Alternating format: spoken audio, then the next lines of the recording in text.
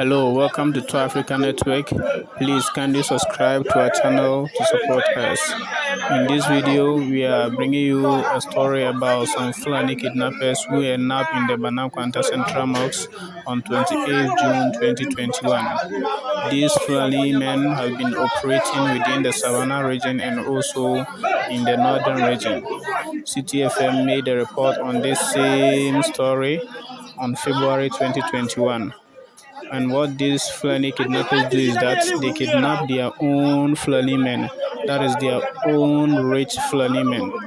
And they sometimes demand for about 100,000 Ghana cedis, that is 1 billion old Ghana cedis before the victim is being released.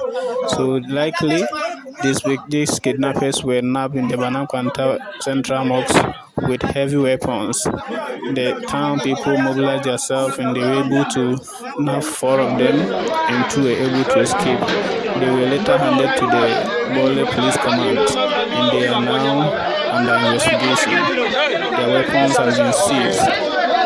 So, let's go and listen to the report which CTFM made on one man who was kidnapped around Damango and later found himself at Nkwanta in the Wuta region, and how he was able to manage to pay for 100,000 Ghana cedis before he was released.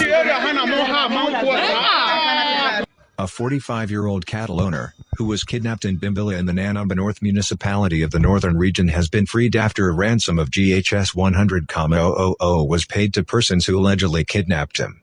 The victim, a Jamel, was said to have been abducted last Thursday evening. According to reports, this is the third time such a case has been recorded in the area in less than a year, with all the victims being nomads.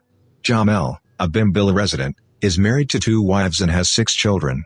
According to him, he was lured by a woman who came to him in Bimbilla. The kidnappers, according to the victim, took him to Nkwanta in the Odi region, where they asked him to call his family and say he had been kidnapped.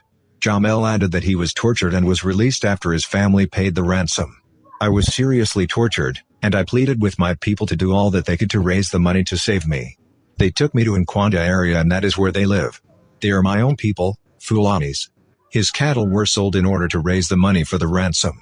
Now I do not have any cattle left. Everything was sold in order to raise the amount demanded. I still owe some monies because the cattle money was not sufficient," Jamel said. Alhaji Fulani Kidnappers, a butcher and a friend of the victim, also recounted the struggle they went through before raising the ransom. "When he was kidnapped, they called the chief of Fulanis and told him to help me and Isahaku Damba so that we quickly mobilized the money. When we called him, the kidnappers told us to bring Ghs 100,000 else he would not be released. We told them that, for Ghs 100,000, we can't afford it, so we could give them 40,000. They disagreed and told us that even 1 Pasewa is not going to reduce from the 100,000, else they would kill him. We told them, we don't have the money. We were still on that when the victim himself told us if we don't pay the money, they will kill him." Jamel told his friends that if they continued to delay, he would lose his life. "We contacted more than 10 people in town and anyone we go to, they tell us even Ghs 100, they can't afford. Things were hard. When we finally told them, we have gotten the Ghs 100,000, they stopped torturing him," Alhaji Fulani recounted. "They then told us that they would direct us as to what to do. Anytime they called, after the call they would switch off the phone unless they are looking for us that they will call.